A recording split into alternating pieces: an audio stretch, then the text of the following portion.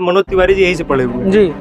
और वर्तमान में इस बार फिर से वो लोकसभा चुनाव में उतरे अच्छी हुए हैं। चीजें की जाती है तब प्रोत्साहन और तब रिश्ते जोड़े जाते हैं कि नहीं फलाने सोच उनकी क्या है वो पता नहीं चलता है, बातें उनकी मोदी पे आके खत्म हो जी। जाती है। कन्हैया कुमार क्या है कि वो तब के बना हुआ लड़का है, विगत 2 बार से वही गाना वाना गा के काम चल जाता था। इस बार क्या है कि अब भाषण से टक्कर देना पड़ेगा क्योंकि कन्हैया कुमार है। अच्छा, यहाँ से मनोज तिवारी पढ़े हैं क्योंकि अभी देश में मनोज तिवारी के सामने उत्तर पूर्वी से लड़ रहे कन्हैया कुमार, तो एक मनोज तिवारी पे आप लोगों से सवाल ले लेते हैं, आप सभी लोगों से लेते हैं। आ जाइए, इधर आ जाइए। वर्तमान समय में मनोज तिवारी बीजेपी के नेता हैं, उनका पद भी ठीक ठाक है और उनके सामने इस बार उतरे हैं उत्तर पूर्वी दिल्ली से कन्हैया कुमार। मनोज तिवारी को लेकर क्या सोचते हैं, आप ही बताइए। आप देखिए, मनोज तिवारी तो अभी उनका ऐसा जैसे अब कन्हैया कुमार के सामने देखा जाए तो अब उनके सामने तो कन्हैया कुमार के सामने कुछ नहीं है, क्योंकि कन्हैया कुमार की जैसे जैसे बात करता है, वो इतना पढ़ा लिखा है, उसका झलकता है, उसका मतलब कि लोगों को जोड़ने की वो है। लेकिन वो जो मनोज तिवारी है, कभी लोगों के सामने न जाके मिलते हैं, न वो करते हैं। बाकी वहाँ के जितने मुद्दे हैं, देखिए कि अभी कन्हैया कुमार अभी नामांकन करने गया था कुछ दिन पहले, 6 तारीख को। हाँ, तो देखिए कि कितना जय कन्हैया लाल की इतना नारा दिया गया और बहुत ज्यादा जनसंख्या में लोग थे और सभी लोगों ने वहाँ पे बोला। जिस हिसाब से माहौल लग रहा था कि इस बार कन्हैया कुमार ज्यादा वोटों से वहां से जीतेंगे, लेकिन अब तो वो वोट के बाद ही पता चलेगा क्या होता है। लेकिन मेरे हिसाब से देखा जाए तो कन्हैया कुमार ज्यादा मनोज तिवारी से ज्यादा अच्छा नेता है। इस कॉलेज से पढ़े हैं मनोज तिवारी, आप भी उसी कॉलेज से पढ़े हुए, फिर भी समर्थन नहीं कर रहे हैं आप? पढ़ने से थोड़ी, अब घर में 2 लोग हैं, अब एक लोग हत्यारा है, तो इसका मतलब थोड़ी कि हम समर्थन करेंगे। हम देख के चलेंगे ना, जो बिल्कुल अब न्याय कर रहे हैं तो न्याय करके थोड़ी देखेंगे कि कौन हमारा घर का है, कौन परिचय का है। न्याय हमेशा दोनों पक्षों को देख के किया जाता है, एक लोग को देख के करेंगे तब तो हमारा ही फेवर हमेशा रहेगा। जी। आप क्या बोल रहे थे? जैसे मनोज तिवारी हैं तो नेता है ही नहीं, तो क्या अभी है? कन्हैया कुमार है, जब भी सुनिएगा उनका भाषण सुनिएगा, इंटरव्यू सुनिएगा, वो फैक्ट बोलता है लड़का जी। और इनसे बात होती है कि आप कैसे महंगाई कंट्रोल करेंगे, कहेंगे कि मोदी जी हैं कंट्रोल करेंगे। भाई साहब, आपको भी जिम्मेदारी दी गई है, आप भी 2 बार से वहां से सांसद हैं और अगर देखा जाए तो तमाम मीडिया चैनल और हर जगह ये होता है कि नहीं आपके संसदीय क्षेत्र में 1400 करोड़ रुपए पास हुए थे। 1400 करोड़। इसका कहाँ है? हाँ, उतना पास हुआ था, तो उसमें आप क्या कराए, कम से कम वही गिना देते। नहीं, मैंने ये चीजें कराई हैं, तो वही होता है कि नहीं ठीक है, हर पिछले विगत 2 बार से वही गाना वाना गा के काम चल जाता था। इस बार क्या है कि अब भाषण से टक्कर देना पड़ेगा क्योंकि कन्हैया कुमार है।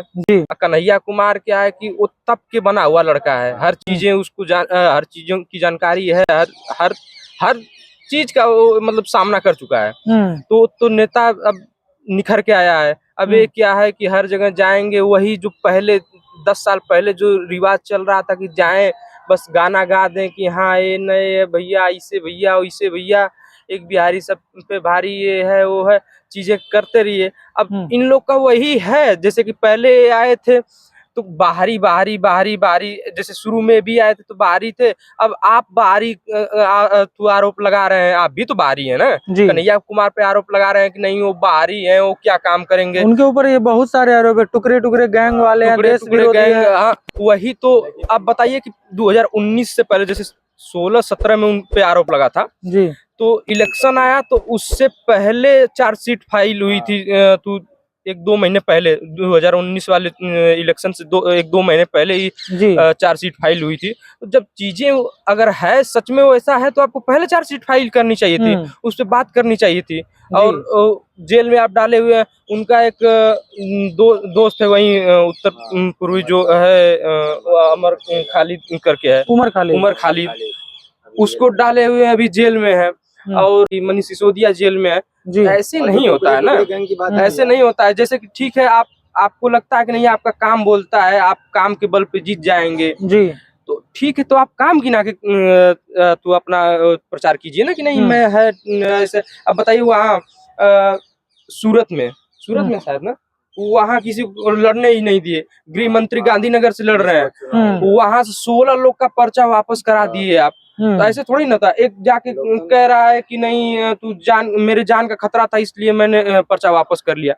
जब आप मानते हैं कि नहीं गृह मंत्री है, वहां मान ही लेते हैं कि नहीं आपको जीतना ही जीतना है जी, उसके बाद भी आप ऐसा ओछी चीजें आपके बारे में सुनने को मिल रही थी, इससे अब बुरा तो नहीं हो सकता जी, ना। अब जी। इससे अधिक डर भी नहीं दिख सकता कि गृह मंत्री जैसे लोगों के सांसदीय क्षेत्र में आपको जबरदस्ती बैठाना पड़ रहा है किसी को।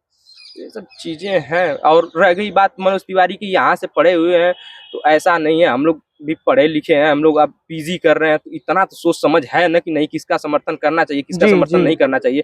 अभी बताइए कि नहीं हमारे पिताजी जैसे लोग रहे कि कह दें कि नहीं तुम अगर देश के खिलाफ अगर कोई काम कर रहे हो, तुम लाख हमारे बेटे हो तो गोली मार दूंगा, तो अब बताइए तो वो यहाँ से पढ़े हुए कौन लगते हैं हमारे, केवल जी। यहाँ से पढ़े हुए हैं ना। जी।